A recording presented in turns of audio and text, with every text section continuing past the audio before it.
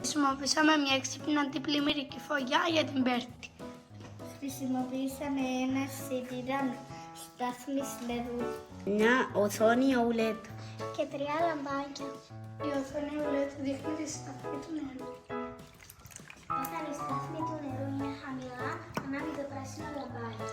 Όταν η σταθμή του νερού ανεβεί αρκετά, ανάβει το κίτρινο λαμπάκι.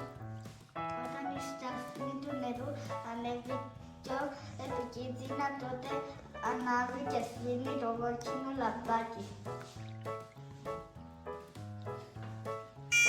Το μάτι δείχνει το μήνυμα SOS. Για να φύγει η Πέρτη. Τι άγγλο να ακούγεται.